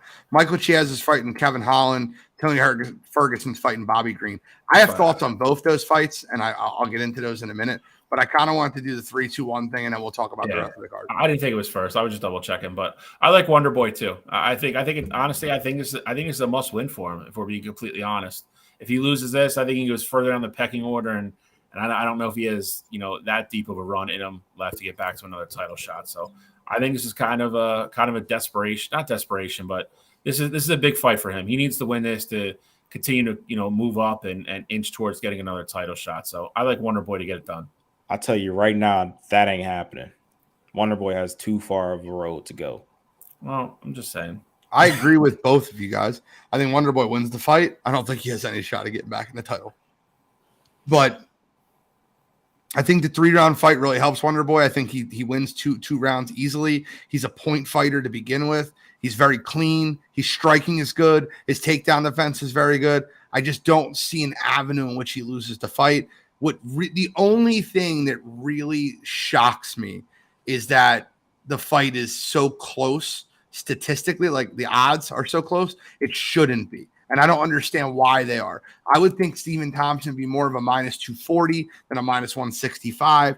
That's just my personal opinion, but maybe I'm missing something. But I like Wonder Boy in this fight. I guess before we go into the two headliners, I'll talk about this. Guys, I don't care if it's $25. I need a Huckabee. I need someone out there. Huckabee. You be my Huckabee. Go out there and put $25 on Tony Ferguson money line and Michael Chiesa money line as a two fight parlay, and put those two in a parlay and win money, because we're talking about Bobby Green, who has one way of winning a fight. Bobby Green, he's a minus 365 favorite. Are you out of your freaking mind? Give me Ferguson by decision. It's a 3-round fight. I'll take Tony Ferguson. I think that those odds are ridiculous. And, I get it. Tony Ferguson's fell off a little bit. I still think he wins that. Bobby Green is so one-dimensional. It's hilarious. Yeah, it's knockout or bust of Bobby Green for sure. I don't know if I've ever agreed with anything Gene said more than this. I think this fight screams Tony Ferguson win. Again, I think Bobby Green's going to, if he can't knock him out, I mean, I hate to say it, but we've seen the beatings that Tony Ferguson can take. Tony Ferguson is such a better, well-rounded fighter. This isn't elite Tony Ferguson from 5 or 6 years ago. I think he's still way more than capable to win this fight. I think plus 265, you said? Yes. I think it's disrespectful. I think it's disrespectful to the man. I don't think anybody could say with certainty that Bobby Green's going to go in there and land a punch to end the fight. I love Tony Ferguson in that fight. Plus 285, my fault. Even better. Yeah. I'm with you. I do think Tony Ferguson wins that fight. Not even if he doesn't win it, those odds are insane. That if anything, that should be the fight that's the pick 'em. 135, 115, however way you want to put it. Because Tony Ferguson, I mean, yes, I get it. He hasn't won in a while, but come on, that's ludicrous. And then the other fight, I got Kevin Holland, and I'm so upset that you picked Michael Chiesa in that fight, Gene. Like, I don't know, and you were very confident in it as well. I get it. Kevin Holland went out there against Hamzat, didn't look great, but Kevin Holland at 170 has actually been pretty solid against, non-elite contenders in that weight class. I think Kevin Holland's going to go out there, he's going to put on a show, and he's going to win that fight, and he's going to do it rather easily. I don't think he does it rather easily. I think there's a problem, right? Michael Chiesa's fight, Sean Brady and Vicente Luque, his last two fights, right? They were losses. But he's got 11 submissions in his career. And Kevin Holland's terrible on the ground. He's awful. And I think Michael Chiesa takes him down, and for 2 rounds, he wins 2 rounds. Like, I think Kevin Holland won't stop him. And I think that Michael Chiesa will drag him down on the ground, and Kevin Holland does not have the skill to get up. Does that make sense? It does make sense, but I think the times that you've seen Kevin Holland struggle on the ground was when he was fighting guys who were bigger than him and that could just quite literally muscle him to the ground. Him moving down to 170, you haven't seen that as much. I think that's going to be the difference here. If they were fighting at 185 and, Michael Chiesa was that kind of guy to just, brute strength, get you down on the ground, hold you there, I think that would be different. But going down to 170, I don't think Kevin Holland is going to be just a guy who's going to get on the ground and not be able to get back up. Well, you're talking about when he came down to 170. He's only had 2 fights at 170. I know. He beat Ponzinibbio. Like, it wasn't like, and that was a very good fight until Kevin Holland knocked him out. He did look great, but Kevin Holland knocked him out. It was a 1-1 fight going in the 3rd round. But he looked great in that fight. Is my I get point. it. It's like, I think him it's going not like it's Ponzinibbio is a good top 10 fighter in that division. Right. I think Michael Chiesa takes him down, holds him down, and puts a couple submission attempts on him. I think he does enough to win 2 rounds. I think that the odds on that fight are really good. I think him and Tony Ferguson together is going to create you some really good odds. Let's get into the 2 main event cards. I have really strong feelings on both of these. It's really funny the way these line up, right? Jan Blachowicz is fighting Alex Pereira. I think that this is a really interesting fight to break down. So let's start with Shally. Shal, what do you think about Jan versus Blachowicz? Versus Pereira. I say Jan's fighting himself. That's going to be interesting. Me versus me opportunity. Fighting meself.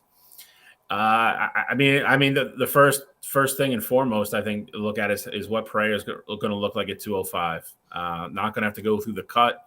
He's probably going to be the bigger guy in the cage. If not, it's going to be close. But it's, both these guys, for the most part, want to stand and bang. So, are we taking Pereira? I disagree completely.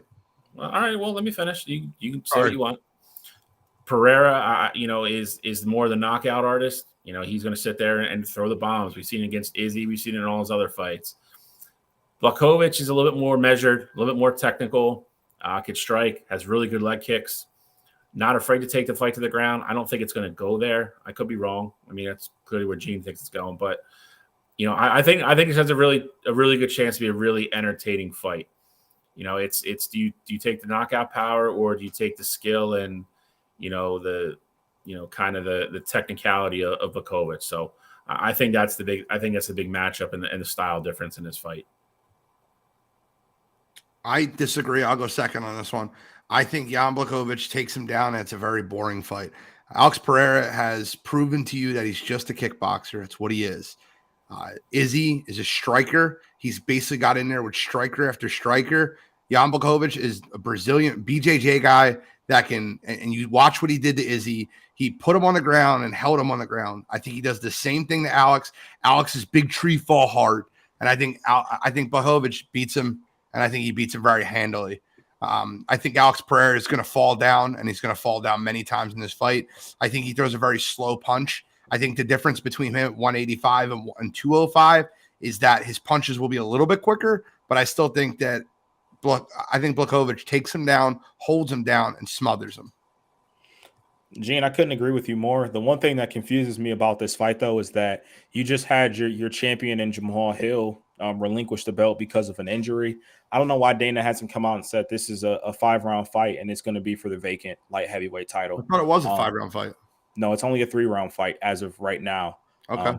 I don't know. Well, that'd be really unprofessional for them to switch it. Yeah, they can't switch it 3 days before the fight. They can't. And I understand that, but I'm just saying I don't know why Dana didn't. Jamal Hill dropped the belt 2 weeks ago. It was right after the last pay-per-view. And so I don't know why you didn't come out and say, hey, this is going to be for the vacant belt. You're right. And these guys would have clamored for that. Yeah, you got to train for, a 5-round fight as opposed to a 3-round fight, but the belt's back on the line. Pereira's just held the belt before he lost to Izzy, and Jan has been a former champion. These guys want to be champions of that division, and this is going to be the best fight that you can get out of that light heavyweight division, especially right now. So I think Dana dropped the ball there. But just as far as this fight goes, especially with it being that 3-round fight, like I said, I 100% agree with Gene. I think Jan's going to be able to drag that fight to the ground.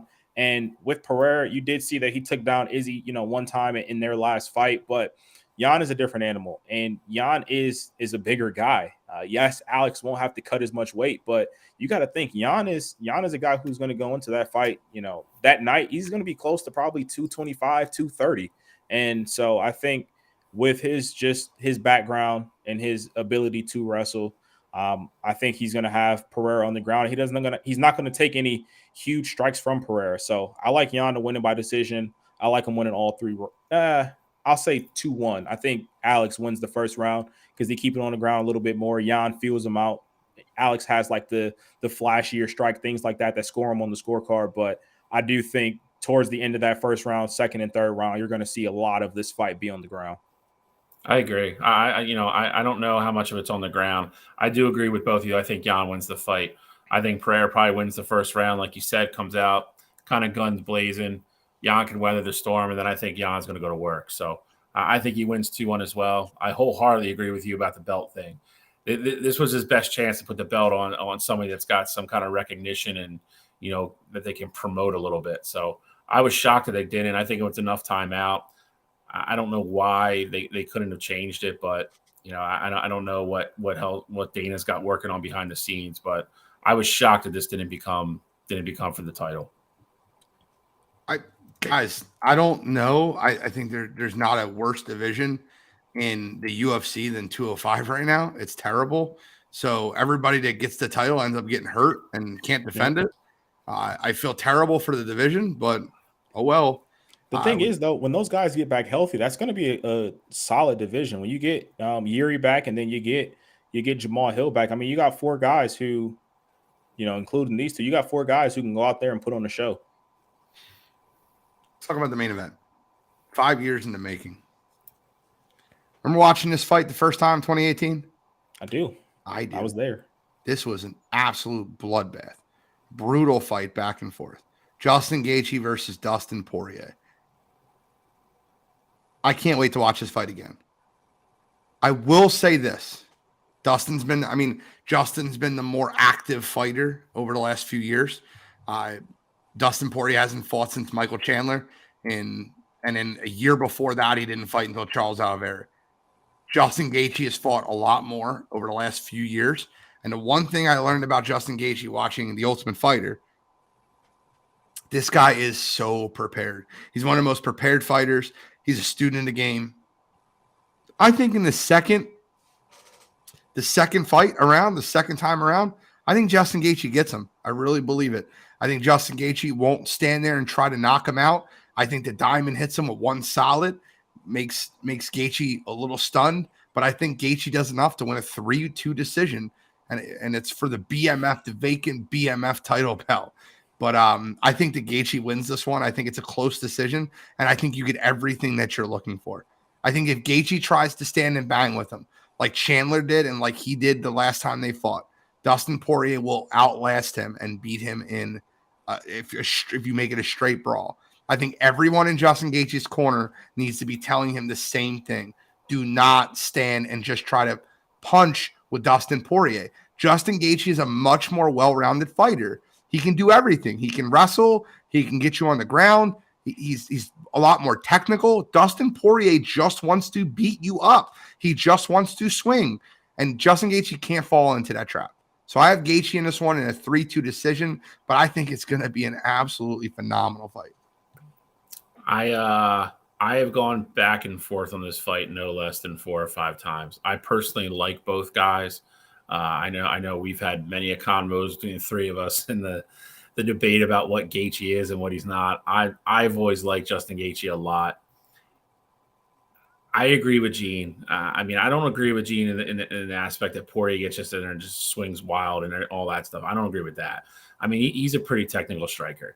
I think you have to give him his credit and give him his due. Gaethje, I think, is the cleaner puncher of the 2. I will agree with that, and I agree with Gene. I think his corner has to constantly be in his ear and tell him exactly what Gene said. You can't stand there and try to get into slugfest with him. Move around, pick your shots, get in and get out, throw in takedowns, switch it up. Just don't give Dustin Poirier a stationary target where he can just tee off and find his range and land his punches. Because if he does, you are going to see probably a similar fight that you saw the first time. Gaethje's tough enough that he's going to sit there and take the beating. I just don't think he's going to outpoint him that way. I think you get a couple takedowns in, score some points on the ground, steal a couple rounds that way. I agree with Gene. I think Gaethje wins 3-2 in another classic. I don't know if we get the third one right away. Gaethje probably gets his title shot after this, but I'm looking forward to it. I think it's going to be a great fight. Like I said, I like both fighters. I think they're both great fighters. The one thing Gene said for me is something that stuck out today, which finally swayed it over to Gaethje for me. I don't know if anybody prepares better than him. And I think Poirier hasn't changed that much of a fighter as a fighter since the first time they've met. I think Gaethje's gotten better. I think he's been more well-rounded. He's used more skills in his arsenal. I think he's going to follow the game plan. We've seen it in other fights where the guys his corner's like, just take 10% off your punches and land more punches and you'll win the fight. And he does that. So as long as he doesn't go out there with his knock Dustin's head into the first row mentality, I think he can get it done. I'm going with Gaethje in a decision. I will say this, though, in the defense of Dustin Poirier. I've never watched a fighter become better from 2016 to 2020 than Dustin Poirier. Dustin Poirier went from being a laughingstock that got absolutely dismantled by Conor McGregor the first time they fought to being a guy that got in there. And, the Eddie Alvarez fight was incredible. The no contest. The Anthony Pettis fight was great. The war with Gaethje, that he finally beat Alvarez when they fought the second time. The win over Holloway. His only 2 losses over the last 7 years have been to Nurmagomedov and Oliveira, and both by submission. So I don't want to take too much away from Dustin Poirier because his improvement in the fight game has been well noted and he's very well rounded.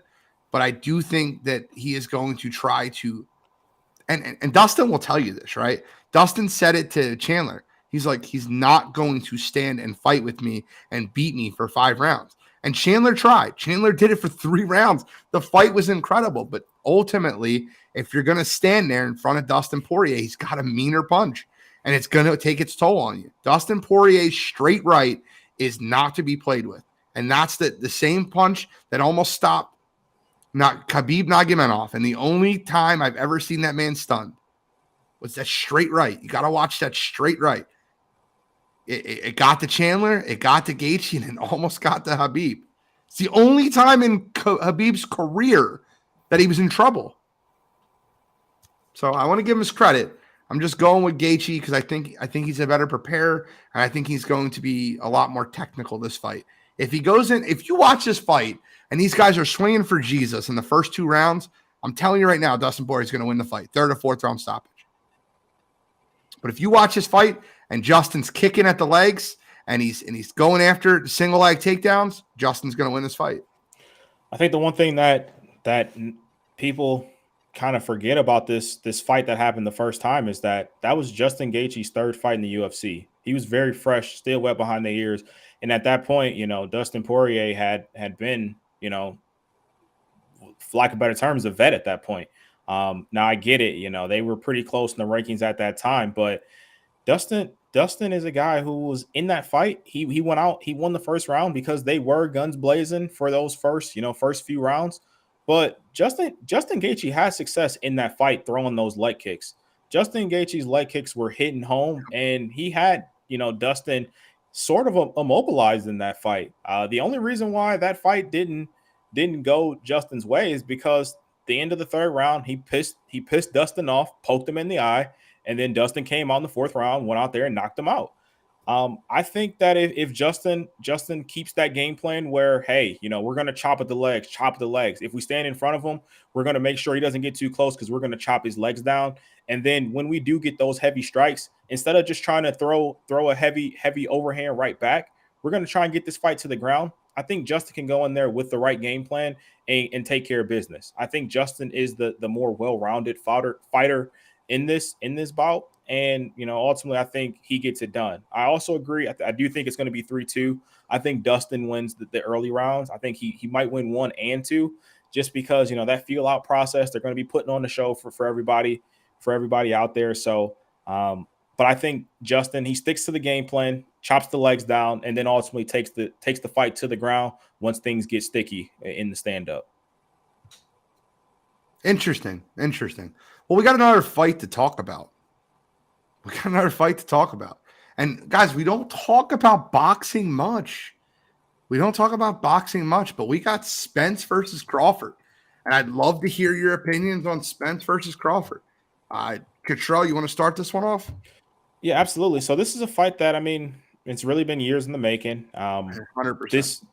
This is an interesting fight because in terms of boxing, you don't typically see anymore your top guys going up against each other, at the peaks of their career. And at this point for them, that's the case. You have Errol Spence, who is, a lot of people's mind, either number 1 or number 2 pound for pound, number 3 pound for pound, going up against Bud Crawford, who had issues before he switched. I forgot who his promotion team is now, but while he's with Top Ranked, he wasn't getting those big guys to sign and fight him. So this will be the biggest jump for Bud Crawford as well. But I think ultimately I'm going to go with Bud in this one. I do think this is his toughest fight to date, but there's just something about Bud. I mean, I can't go against him. Even when things look bad for him, he finds a way to make it happen. I think Bud wins. I think it goes the distance, but I got Bud by decision. Showie, what do you think? I'm going to go with Cottrell. I like Bud. I like his versatility. I like the fact that he's been the more active fighter over the last 4 years. I think he is, I think he's going to rise to the occasion. I think it's they were talking about it, how it's going to be the first time in boxing history, well, since we went into the 4-belt era, that, the 147 welterweight division is going to be unified. So, I mean, whoever wins this fight is the guy. Like Cottrell said, these guys are either 1, 2, or 3 on everybody's pound-for-pound list. I think Errol Spence is maybe slightly the better, if you want to say, athlete. I think he's more of a puncher, though. I think he likes to come forward. He likes to pressure guys. He's a little bit more of a straightforward guy. I think that plays into Bud. Bud can play. Bud can go, either standard or he can go orthodox, or he can go left hand first.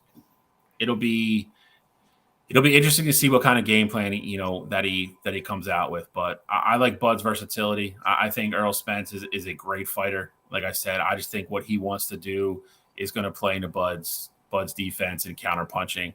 I think Bud is the better boxer. I think he's the more polished boxer. 100%. I think over the 12 rounds that's going to play out. I like Bud in the decision. I think he's your unified, undisputed welterweight champion at the end of the night. So Crawford's got to stick and move. Bud's got to stick and move. He has to stick and move. The power difference is very evident, right? Errol Spence is the more powerful fighter. But if I've never seen a guy get knocked out and I see a guy that has great defense that's quicker, I'm going to pick that guy. He's going to win the rounds. Crawford's going to win the rounds, right? He's the faster fighter. It's going to stick and move. Errol Spence's method to victory is to hit Crawford and hit him hard. If it's minus 360 to go to decision, that to me tells me Terrence Crawford wins the fight. I'm going Crawford by decision. And it's not anything against either one of these guys. But if I feel like there's not going to be a knockout, they both have great chins. None of them have really ever been stunned, like ever been really in trouble. I got to go Crawford.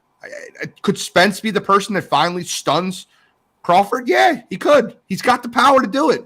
He's the bigger fighter. Crawford's the quicker fighter. He's the better boxer. He's the counter puncher. He's the stick and move guy. And you know how they say puncher's chance. Now, Errol Spence has way more than a puncher's chance in this fight. He's a great boxer. But I will say this. If I'm looking at just their boxing ability, Crawford's the better boxer. And I think that in turn will keep him upright to win a 7-5 decision. I think you'll see a lot of 115, 113s. I think the one thing that could be interesting about this fight is because they have that 0 next to their name, and you know how boxing gets with their scoring and things like that.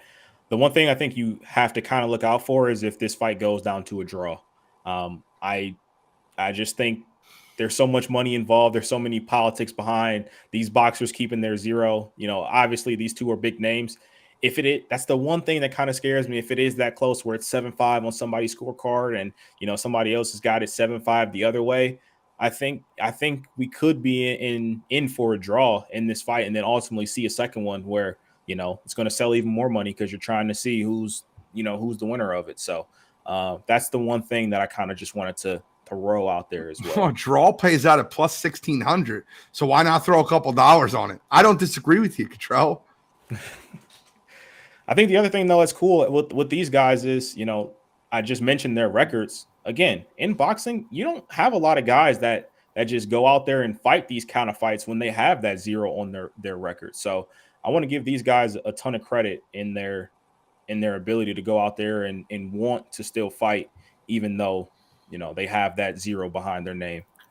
Don't disagree. Why not get paid? Why not get paid?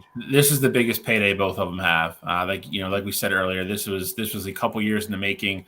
I'm glad this is still happening in the prime of both their careers, and it doesn't, didn't end up happening like Manny and Floyd did, where it was 3 or 4 years too late for both of them, if we're being honest.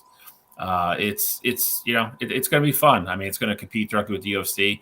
The pay-per-view is $90, I heard. I don't know if that's true, but For all the boxing diehards, it's probably going to get a decent amount of buys. It's going to be a lot of money for both of them.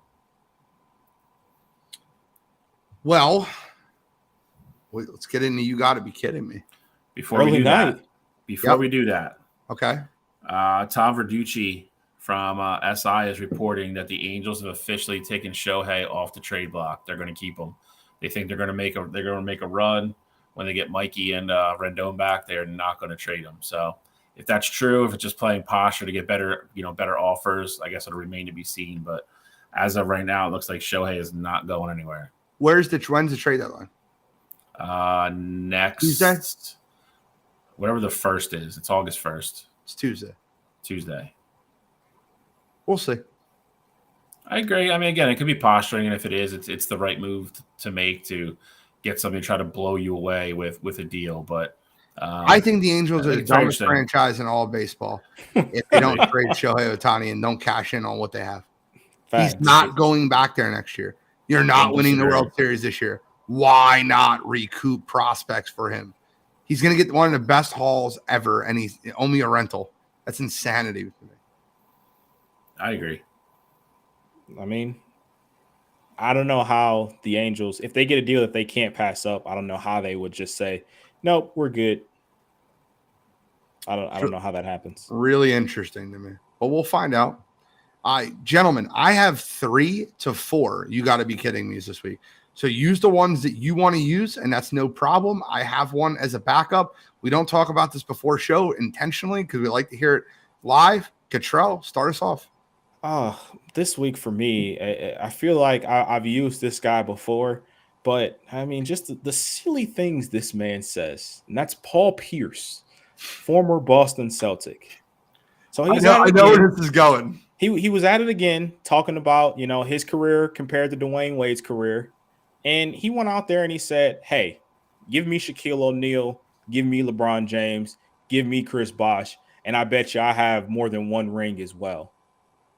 Paul Pierce, stop running your mouth, buddy. Dwayne Wade had a better career than you did. It is what it is. You had Kevin Garnett. You had Ray Allen. I get it. They were a little bit older at the point that they got to Boston. But you guys went to the championship 2 years in a row. You won one, you lost one, and that was it. You gotta give this up. Dwayne Wade was the better player than you, bro. Like I just don't understand why it's specifically him going that flash. Like if he picked somebody different, might make a little bit more sense. If he was talking about, oh, I'm a better player than what Carmelo Anthony was. I won a ring, he didn't, and I did this, I did that. I get it. It makes sense. Going after Flash, who has 3 rings under his belt and is considered, amongst many to be the 3rd best shooting guard of all time. It's just a joke at this point, Paul Pierce. So this week for me, thinking again that you're better than you're not, and you're still holding on to that glory of that one championship that you got in Boston. Come on, you gotta be kidding me. So that's a great one. That's not one of my 3. So I have at least 2. Shelly, you better use the one. I'd save this one specifically for you. I know you should. You better use it. You better use it. I don't know if I'm going to do what you think I'm going to do then. I'm going with Josh Dodorn, the Canadian golfer over the weekend that admitted to cheating in a tournament. It's the one I was talking about. There's parts of me that have read this story and can't believe that it actually happened and it went through, and then there's parts of me that, it's the one rule in golf you can't break. I mean, it's literally the reason everybody, like Patrick Reed is this guy who's won majors. He's an American. He's great in the Ryder Cup, and every American hates him. Nobody roots for him because there's this perceived notion that he's cheated 2 or 3 times. And this guy just came out on Twitter like willy-nilly, like nobody was going to pick up on this story, and it wasn't going to be a big deal. And he's like, I cheated the last tournament I was in. Like it was no big deal. And everybody's like, what the hell? And then they went back and watched, and lo and behold, he did. So on the 18th, he took a penalty stroke, and he needed the par to hold him to make the cut. And he's playing on the PGA Tour Canada, which is it's one of the the player improvement tours before you get to the big one. So every dollar you make and every cut you make matters. And when he was in the tent with his playing partner, now some people don't know that your playing partner actually keeps your score as well when they're playing with you. So the scorecards have to match at the end of the day. So he was in the tent and he kind of tricked his playing partner and said, "Hey, like, let me see the scorecard. You know, I just want to make sure I got a couple of things right." So the guy was like, "Sure, like, here you go." And he erased the 7 and put a 5 and then put a 5 on his and handed him in and then made the cut. And then, of course, like right away, people that were watching or paying attention were like, "Yo, like, we saw this dude hit the ball like into the woods. Like, there's no way he got a 5. So he came out and actually withdrew before it became like a huge story, but then came out on Twitter and admitted it anyway. So, well, the only reason he admitted it, Charlie, is because they were doing an investigation. They had already caught him. Yeah. So he was going to get caught. So he got out in front of it. I guess I'll give him credit for admitting it, even though he was going to get hosed anyway. But nope. It is mind-boggling with the lack of levity that he just admitted to this. Like it was a joke. Like it was like Happy Gilmore. It's like, yeah, I cheated. Like, no big deal. Like, whatever. I'm assuming he's going to get suspended, if not kicked off the tour. Oh yeah, like I said, it is the one golden rule you cannot break in golf, which is cheating. So this week for me, Josh Darren, your golf career is probably over. Come on, you gotta be kidding me. That was 100% the one I was leaving for you. I have 2, right? One of them, listen, I'm a Bryce guy. Love Bryce Harper. It's going to be a quick one, and I'll get into my real one. 6 days ago, last Wednesday night, actually, Bryce Harper had a really weird at-bat. He stood in the box, took 6 straight pitches without even looking to swing the bat. He went to a full count. He literally, every time the pitch was about to be thrown, he took his hand off the bat. He was not swinging. It looked like somebody that was going up there for an injury that was trying to draw, like not even trying to draw a walk, just being like, okay, I'm going to stand up here and take 3 strikes. He took 6 straight pitches to strike out, not interested in swinging at all. When Rob Thompson was asked about this, he said he couldn't pick up the ball out of his arm very well, so he was trying to see as many pitches as possible. But when it got to a 2-2 count, he looked at ball 3 and then he looked at strike 3 without even attempting to look at swinging the bat. 6 straight pitches. Now on Sunday, played an excellent first base. Excellent. But he hits a ground ball to first base, first to Guardians, and it's very close to being a fair or foul ball. He doesn't move out of the box. It's called a fair ball. They throw home, then almost get the runner out the plate. Thank God the Phillies ended up scoring that run, but Bryce Harper didn't move out of the box. He just stood there, watched the ball. Oh, I thought it was foul. You run until the umpire says foul. It's not a hard concept.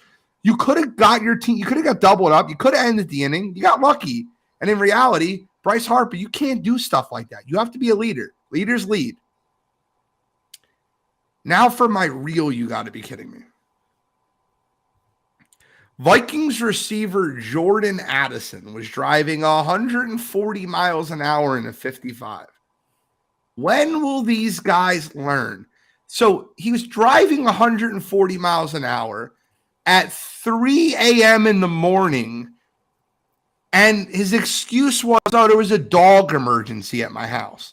At 3 a.m., you had a dog emergency, Jordan? Look, I don't believe it. I don't believe anything he's saying. I don't believe that at all. You're not 140 miles an hour in a 55. You do not learn from what happened when Henry Ruggs. His career is over. Jordan Addison, you got to be smarter than this. You got to be better than this. And look, man, even if your dog was having an emergency, drive 85, right? Go 30 over the speed limit. 140 in a 55? Are you out of your freaking mind? You got to be kidding me this week. So this week, Jordan Addison, you're my real. Come on, you gotta be kidding me. Guys, do you believe the dog thing? No. Neither do I. No, I don't either, because I think he wanted sympathy from the people. Like, oh, like he's trying to save his dog. Like, I get it. Facts. But Gene hit on the important part. Obviously he wasn't drinking, but the end result is still the same. If you crash into somebody, I don't care dog or not, and you kill somebody else, there's no excuse for it. Like the end result and the principle of why it's wrong is still exactly the same. You know, I get it, dude. Like, you know, I have a dog that I love. Like, it's all relative. I get it. There's no excuse for driving 140 in a Lamborghini 3 o'clock in the morning. I don't care what's wrong with your dog. Oh, and on top of that, who the hell puts their dog or like sick dog in a Lamborghini? Like take the SUV, bro. Don't take the Lamborghini. So let's take it even a little bit further, right? He was rushing home to his dog was sick at home. Dog wasn't in the Lamborghini. No, it's your wife, son. Second, if he really was having an emergency with the dog, and that's why he was driving 140 miles an hour, why not, when the police are behind you, you slowly drive to your house, let them follow you to the house, you let them know we're having an emergency, you can give me a ticket at my house, and let them see the sick dog. No, you pulled over on the side of the road, and you sat at a 30-minute traffic stop for going 140 miles an hour in a 55. So if it really was a dog emergency, why wouldn't you just, I'm having an emergency at home, follow me there, and then you can give me a ticket there, and then they can see that. It doesn't work that way. like that. But it wouldn't have played out that way at all. But I do hear your sentiment, and I think the other thing too, the video is kind of damning to me, because if you see it from the highway, it's like he saw he had an open straightaway, because he wasn't going 140 the whole time. It was like, I see I have this open straightaway. I got this Lamborghini. Let's see what this thing can do. Exactly. That's exactly what it seemed like. Didn't realize the cop was right there. He put it in gear. He sped up, whatever, and then he slowed down right away. So I think it was just being young and dumb. And you're 100% right. This is that you got to be kidding me moment, because you got to learn from this. Jalen Carter was just dealing with it, where he had a teammate, go through that whole thing, and there was someone from the Georgia staff that died from it. Henry Ruggs clearly is dealing with it now. He just got, his whole situation still ongoing. So these kids definitely have to learn. Gene, you better go down and talk to your Georgia Bulldogs, dude. They got a driving recklessly problem down there. What do you mean Georgia Bulldogs? They just had another person that got caught. Did they really? It was a freshman. Yeah. I'll have a conversation with them next time I'm down there. All right. Talk to Kirby, pull him aside. Yeah, you gotta get Kirby's ear.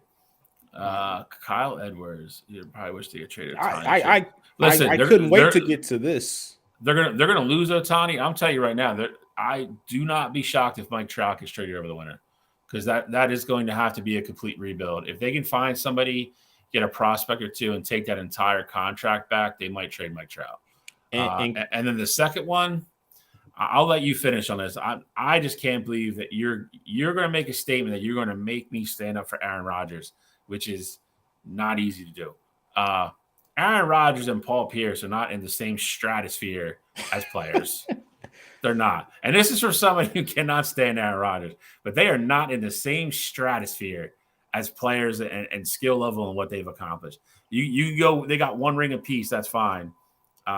In the annuals of what's going to be said about them 20 years from now, they will not be mentioned in the same conversations for their sports. If Paul Pierce had 4 MVPs, we'd be having a different discussion right now. Correct. Well, gentlemen, any final thoughts for episode 146? Dylan, Gene just showed me that, actually. I feel bad for offensive linemen this year. Last thing I got, 6 minutes away from women kicking off in the World Cup against the Netherlands. Their World Cup final from 4 years ago. This is the one that, at least in the early stages, where people have a little bit of concerns. Obviously, the women look great against Vietnam. They had tons of shots. Sophia Smith looked great in her World Cup debut, but she gonna be a star. This is the one you gotta look out for. So as soon as the show's over, go on over to Fox and watch the game. Yes, sir. Gene's not gonna, but I'm not going to. Grass ping pong is not in my future. I might watch the end of the Philadelphia Phillies game. I think that game's like tied. Might be over already, actually. Who cares at this point? You don't care about the Phillies? They're making the playoffs. I'll care about them in September. They got to win 6-4. Let's go. Sosa's homer. They put him in for Trey Turner. Yeah, they said earlier today Turner wasn't going to start. All right, well, episode 146, Wire to Wire Sports Podcast. Give us a like, share, follow. Tomorrow morning, tune in to Sports Empire Network. They have Coffee and Sports, 9 a.m. And then we got a ton of shows coming back. Pregame and Pigskin, Birds Deep, and the Guys Huddle, the Guys Empire in a 10 o'clock p.m. I will defend my crown as 2-time champion out of a possible 35 debate points. I've scored 33 the last 2 weeks. So I'm absolutely destroying those guys on there. Come check us out 10 p.m. tomorrow night so I can do it again. It's a debate style format, the Guys Empire, Thursday nights at 10 p.m. Thank you for tuning in this week, Wire to Wire Sports Podcast. I'm the NFL genius, Gene Walzek. That's College Cottrell. That's Uncle Shally. And we are signing out.